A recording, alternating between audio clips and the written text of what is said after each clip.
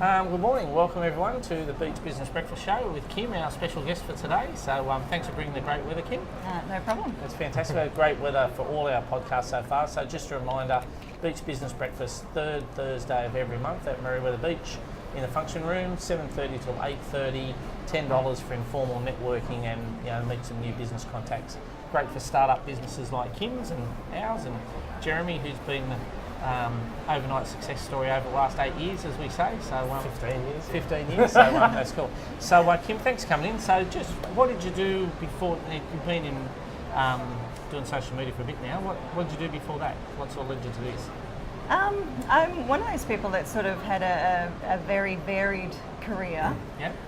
Where I started is polar opposites to where I am now. So many years ago I actually started in nursing. Oh, okay, excellent. And by the powers that be, I always ended up in nursing roles that had a business element to them. And I loved that component of it. Yeah. So it's kind of led me to this point where I've dropped the nursing aspect of it, and here I am purely in business now. Oh, fantastic. So where did you nurse at? Hospitals or? I started my career down at Royal Prince Alfred Hospital. Oh, nice. Down in Sydney. Yep. Just took it off from there. And so were you put in charge of like social media for the hospital or something? Is it that obvious a connection or? Not that obvious, no. Okay. I actually ended up in some rather diverse fields. I ended up for a long time in drug health, of all things. Yep. And had a bit more of a specialist management role there, Yep. and that was sort of where the business side came in, and that's where I really, got my teeth into it and loved And it. what was the catalyst for your kind of specialty now? Like, how do you latch onto that? Well, I've always, like a lot of people, always loved what social media is and what it can do for people and also for businesses. So when it came to looking for a concept to start a business of my own, as part of this journey I've been on, trying to think of a forward-focused kind of business, a business that will have longevity, that will have, a sustainable future. Yep. So I decided to marry my passion for social media with the business model. So here we are today. That's excellent. So just on the nursing, I'm sort of fascinated a bit with the nursing, only because like at Surf Club we've got quite a few nurses. Sure. So what sort of cool things did you do when you were nursing? Like, did you specialise in like emergency, or did you do like? I worked in pretty much every field that there was, which was a good part of being a nurse. You can kind of be so diverse with it. Yeah. But really, if I did specialise in that drug health area, so working with addicts in central Sydney for a while. Excellent. And if you can survive that, you can survive launching a business. That sounds fairly intense. Yeah. Starting your own business is nothing compared to that. So why did you decide to take the leap into your own business? What sort of led to that? It's always been something I've wanted to do. One of those background dreams that you always have that just sits there niggling away constantly. Since I've sort of married nursing and business together and realised I really love learning more about that business side, it was sort of just sat there going, come on, we can do this one day. And eventually it just got to the point where I'm like, time to take the leap and let's get into it. Sort of, I just don't want to work for someone anymore, I want to work for myself, or there's more I can do? That was a component to it. Since I've, in my working life, I've had children. So I did want to have some sort of flexibility around my time and my hours, and what I could do, trying to find that work-life balance, essentially, which you can't, I haven't found to be successful working for somebody else at the moment. So that was a component of it, just trying to find that work-life balance. But I also had this feeling that I could do something for other people. Nursing is a very giving profession. I suppose that's a component of what I do. But, trying to find that way moving forward where it was something I was really passionate about. And I think social media for me is that, I'm passionate about it, but by the work I do, it does others good as well. So it's good for my business, but it also raises up other businesses as well. So from my perspective, it's kind of like a win-win situation. My business does well, and I get great satisfaction seeing other businesses do well as well. So both those components are really important. So on the social media side, what sort of things do you do for people? Like what are some of the services you can help people with? So it depends on what people need, but generally speaking, we can do full management services. So that's where they kind of outsource their social media to me. So we do strategizing, planning, content creation, graphics, engaging, trying to find the right followers, all of that sort of behind the scenes stuff that's actually quite labour intensive for businesses to do.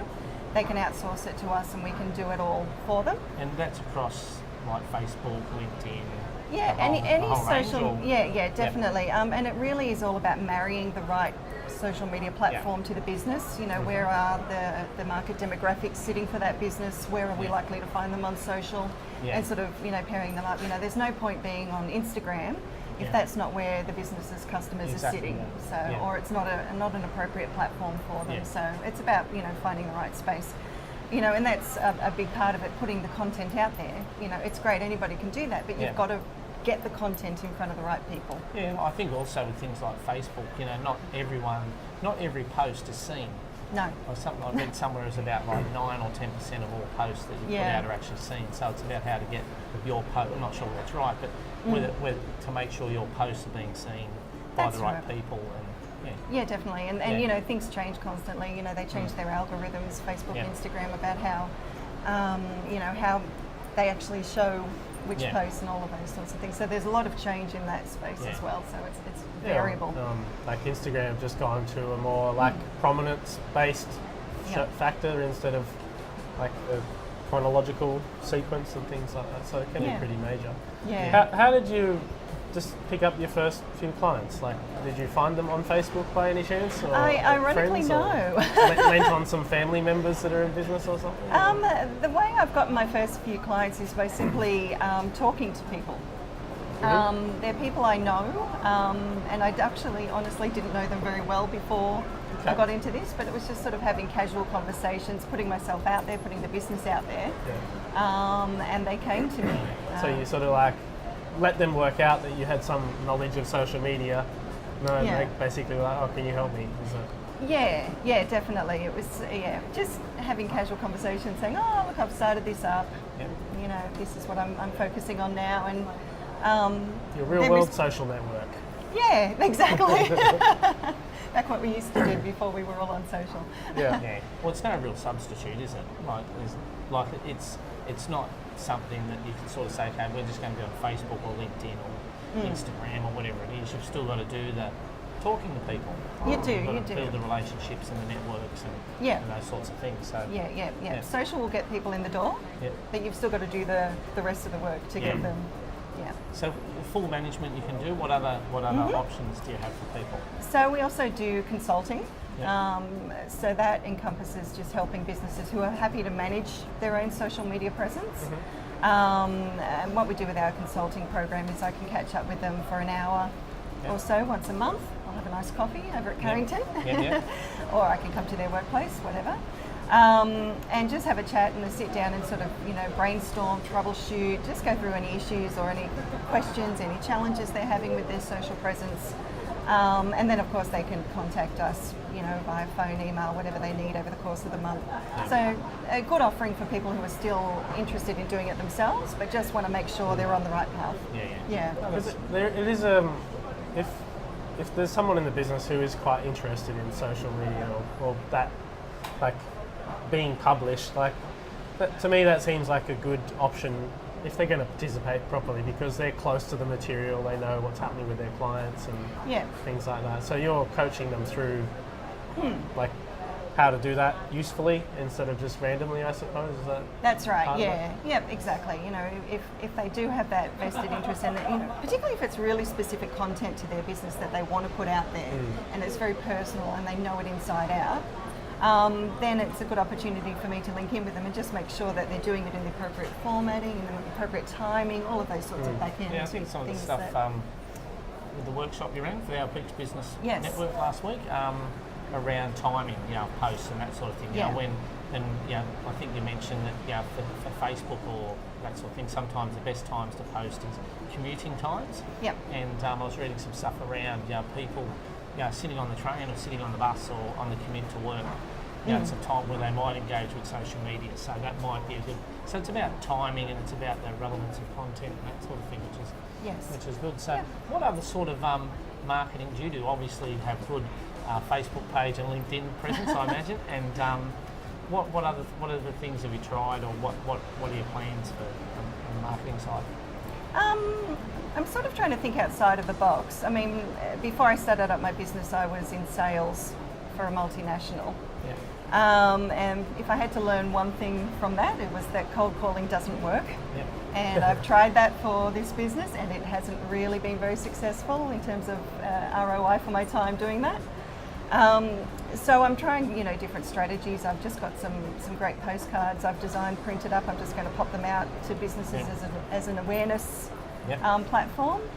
Just thinking of other ways to kind of just get people to be aware that I'm here and I'm doing this and I can help.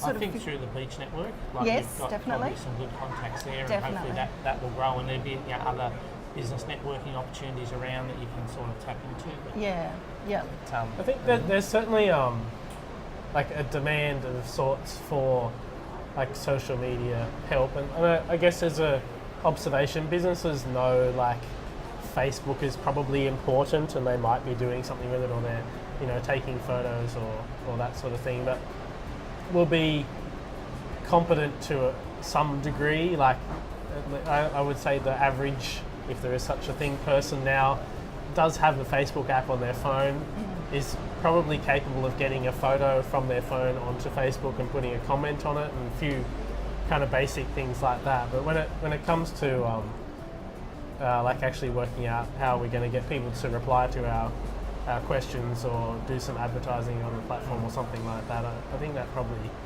is stretching the limitations of most people's experience. So if that's where you're fitting in, I think it'd be quite useful. Yeah, definitely. There is a lot more to it, and I think it's a great point to raise, because I think it's being a fairly new industry. I think it can sometimes be misunderstood as to what we actually do. There is a lot more to it, as you said, Jeremy, to then, just posting pictures and hoping for the best. There's a lot of strategizing that needs to go on behind the scenes. And to be sort of part of a campaign rather than just to sort of, let's throw this on or let's do that. Yes. Sort of as part of your marketing strategy. Yeah, and I think that's the key word. It's very strategic. When done properly, it needs to be very strategic and very, very well thought through. So were you doing social media for the multinational you worked for in your sales role? I wasn't actually, and it was always one of my bugbears as I was sort of, because I was putting my business together behind the scenes as I was doing that role.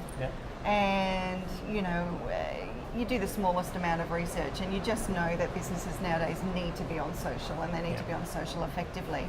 And when you work for a multinational, I mean, there were sort of stipulations. They did have a Facebook page from our head office, but it's kind of wrought with a bit of difficulty because it was in the medical industry. There are sort of litigious things and stipulations around what they can and can't post and what they can comment on and this and that and the other. But having said that, I do believe there's probably missed opportunities in terms of products that could have been branded and put out as a Facebook page and things like that. Take that medical component out of it and just purely promote it as a product out there. And are your clients now mainly retailers or very like consumer-facing type businesses in Newcastle, or what's the makeup of them like? It's actually quite diverse. Interestingly, I sort of launched with the idea to have an open mind and just, whatever comes, just embrace it. It's a good idea when you're getting started, definitely. Not to say no too many times. I didn't want to limit myself by niching too much, because I know that happens quite a bit and I didn't want to do that. But at the moment I've got a real estate client. Okay. A school, of all things. School? Yeah. Okay. I think like schools are probably a pretty good market for this. Like they all are trying to get into social media, and a lot of them, they don't have the time. Definitely, and that's the key. It wasn't one I was expecting, and I certainly hadn't sort of flagged it as a target market. But then again, conversations, it came up as an opportunity, and here we are. And maybe through that school community, you can, there'll be X number of kids, and they've got parents, and the parents are in business, and That's or right. the parents know people that are in business. That Yeah. if you can get your brand out through that meeting, it'd be quite a good bang for your buck. That's right, and also the networking of the schools. You know, the principals are constantly meeting with each other, and you know, again, it wasn't a market I was considering. I think everyone sort of thinks of the flashy markets, like the hospitality. I think we don't really think of schools as commercial entities. I mean, I know like they buy, you know, they buy stationery and they buy computers and desks, but you don't. Well, I don't drive past a school and think, oh, there's a business. No. Maybe, like you say, maybe the more higher end expensive schools, you might sort of have like a thing in your mind, like, oh, they're a business, but especially that could be a good market. Some of public those schools and stuff, some you of don't those really schools. think of them as a kind of buying and selling. I remember during the some of the floods. There was floods or something last year in one of the states in New York, and to get across to the kids that they weren't to come to school, I remember seeing the principal sang the song from Frozen, and it was called "Stay at Home." And he called it "Stay at Home," and it just went like wild on YouTube. And so I think schools are, you know, there are people in schools that are probably thinking that they can use social media a lot better, and there's probably a lot of opportunity there. And I think for those guys as well, it's more about PR. You know, I mean, schools have got a vested interest to maintain a certain number of students, to be perceived well in the community, because they need those kids coming through the years to, you know, sustain the school as an entity. So, you know, it might not be so much more of a commercial focus, but definitely a PR, community engagement the focus. school is a brand, you know, that's the sort of thing you see the schools on TV doing charity stuff, and like when NAPLAN results come out for primary schools, they're always, you know, our NAPLAN results, great, bring your kid here. And I've been with say real estate and mortgage broking, quite a few clients that we talk to when they're looking to buy a house. A lot of the thing that they're doing is looking to buy in a place where they want the kids to be zoned for the school. So it's quite important for the school to have a good brand. Yes, and, absolutely. No, that's quite it. So what's the best business advice you've ever been given in your career as a nurse and doing sales and now in social media? Quite a bit. I'm an absorber of information. I just take everything on board. But I must admit, I read a quote from Richard Branson, and it's always stuck with me. I've never been able to let it go. He said, I've got to make sure I get it right to do him justice. Do good and have fun, and then the money will come. So it's all about, you know, setting up a business that will do good, which hopefully I've done. I believe I've done. And having fun along the way, which I'm giving it my best shot, absolutely. And then everything else will fall into place after that. So I love that. Yeah, no, that is a good one. I think he certainly personifies that, doesn't he? Yeah. He seems to have a lot of fun with all the stuff he does, and I think it probably gets easier as you're more successful to I'm sure it'd be very easy for him to have espouse fun. that mantra. I don't know. I think when you look at, say, I'm pretty sure he started the If he's bootlegging, importing of CDs from France to England or something. I'm not sure how. In the 70s or something it was. And, so that sort of, and he's had a few probably near misses with things that went a bit pear-shaped. But, Definitely. you can certainly learn, and it's about being persistent, I suppose. Certainly, he's created a fun brand, that's for sure. That's for sure, yeah. So that's good. So Kim, well, thanks for that. Thanks for coming in. It's great to chat with you, and bringing the great weather with you. It's that's why we always have to wear sunglasses. I'm not sure how we're going to go when winter hits, but maybe we might have a break for a month or two, but we'll just see how we go. So we get blown off the balcony. So that's good. So you have a great day, and we'll talk to you at our next Beach Business Breakfast, which is on third Thursday of every month at Merriweather Surf Club. So thanks again, and have a great day. Thank Thanks you. for your time, Kim.